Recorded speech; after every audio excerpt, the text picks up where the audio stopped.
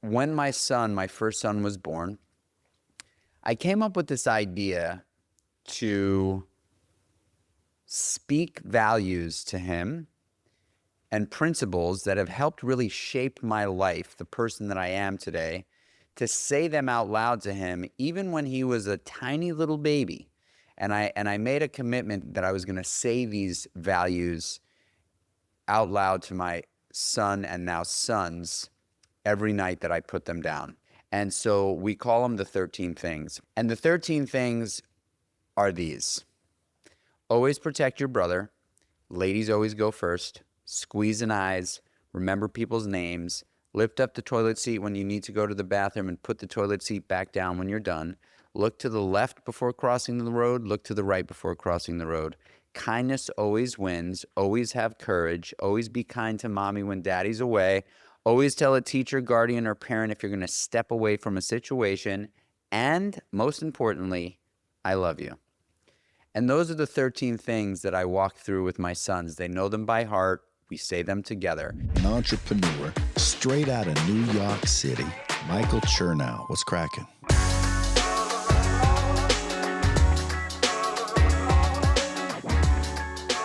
What's going on, guys? Welcome back to the Creatures of Habit podcast. Monday Moments.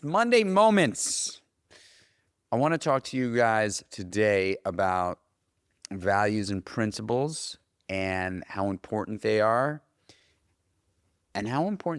as a parent.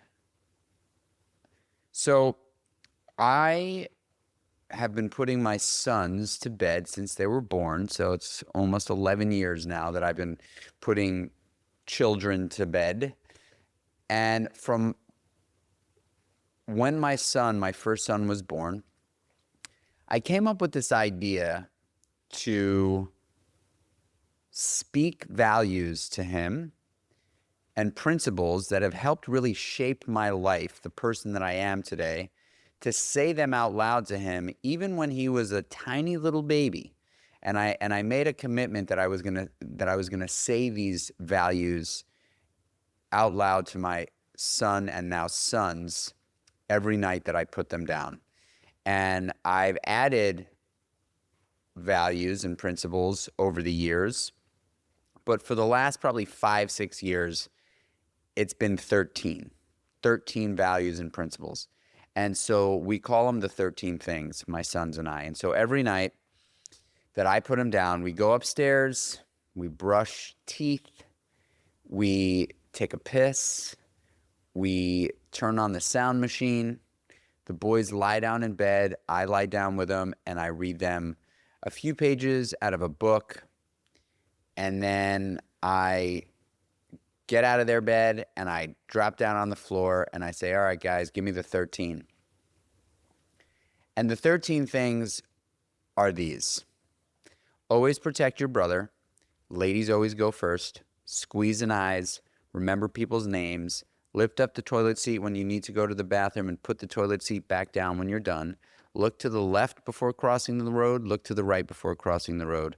Kindness always wins, always have courage, always be kind to mommy when daddy's away, always tell a teacher, guardian, or parent if you're going to step away from a situation, and most importantly, I love you. And those are the 13 things that I walk through with my sons. They know them by heart. We say them together.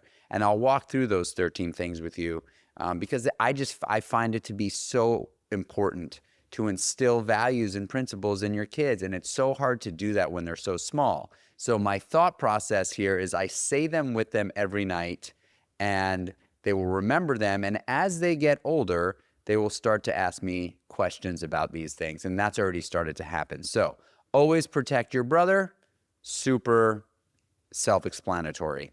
And they do that. They protect each other 100%.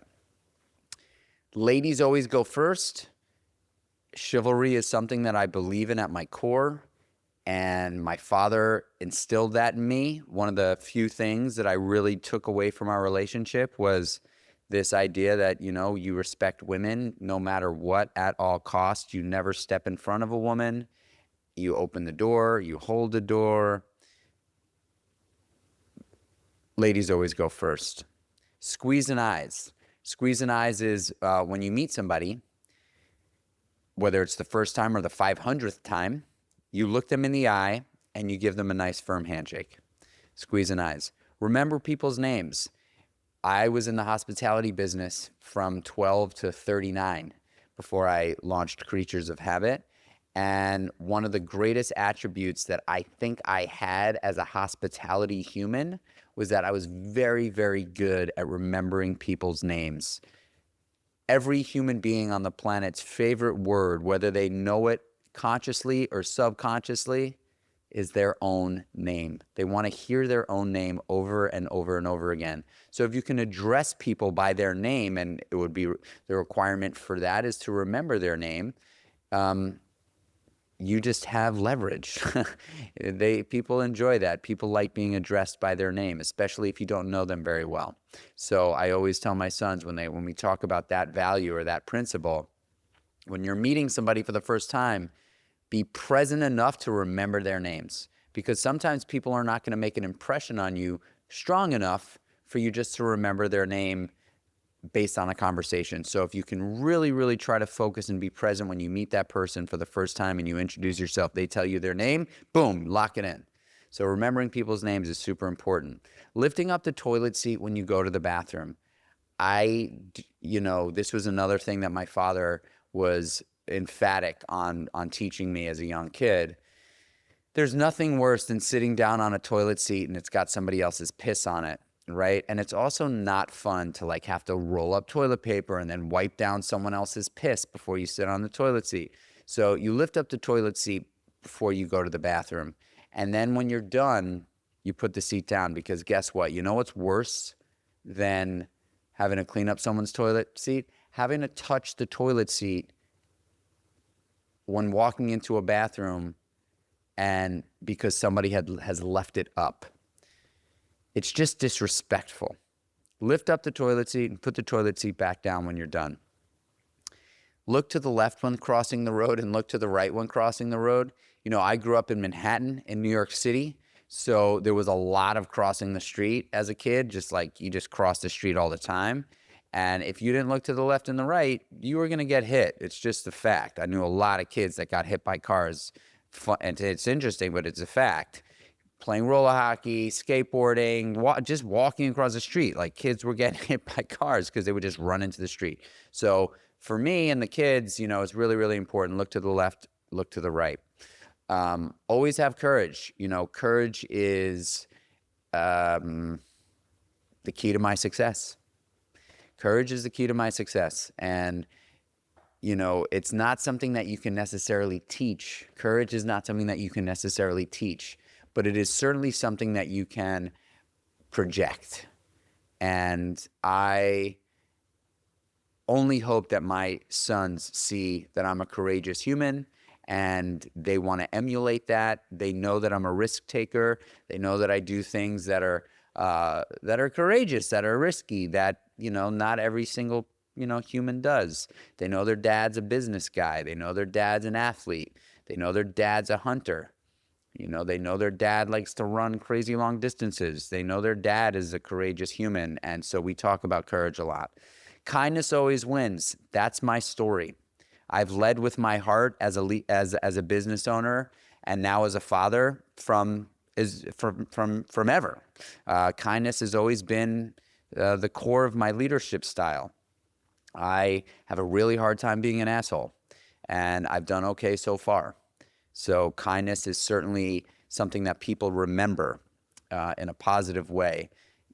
When it comes to business or just any relationship, at the end of the day, people have to like you in order to want to do and make and create with you.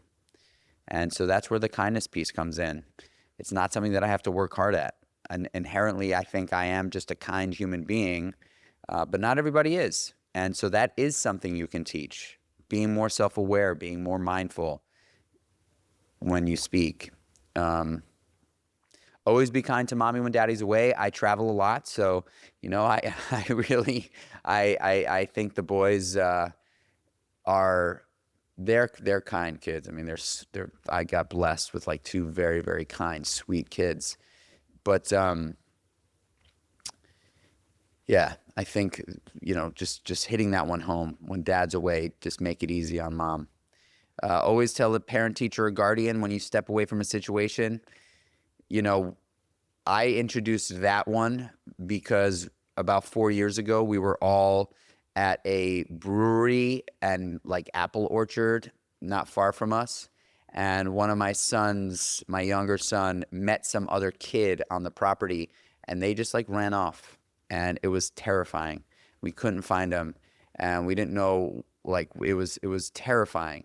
And so from that day forward, I had introduced the always tell a parent, guardian, or teacher if you're going to step away from a situation. And I think that just is a good thing to just repeat over and over again to your kids so they remember it.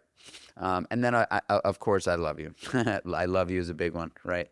So the only other thing that we do with the kids, or I do with the kids, is after we do the 13 things, I say, hey, boys, you can be anything you want to be when you grow up, and your dad is going to support you as long as you do it for yourself and nobody else. And then I say, what's it going to take? And they say, courage. And I say, what is courage? And they say, being afraid and doing it anyway, as long as it's for the good. And then I sing them a song and they go to bed. I've heard that the information that we consume or that we absorb right before we go to bed stays with us. And so that's why I've taken such a strategic approach on how I communicate with my sons at bedtime. I love my sons more than anything on the planet. And I did not have that kind of relationship with my father. It means the world to me to know that my sons love me a lot and I love them back. And I pour everything into those two kids. And so if you're a parent or an expecting parent or you want to be a parent one day, bedtime ritual is special. My sons are going to remember those 13 things for the rest of their lives. They are going to remember them. And whether or not they apply them all the time is TBD. But I guarantee you when my sons are 35 years old and I'm 70 or whatever, 35, 20 years from now, so I won't be 70, I'll be 65. I could be across the room and I'm going to say, hey, boys, give me the 13. They're going to rattle them right off. And they're going to share them with their sons. And that's how you make an impact. Happy holidays, y'all. I appreciate you tuning into this podcast. And if this one struck a chord with you, share it with someone who you think might be down to listen. I love you. I appreciate you. Until the next one. Peace.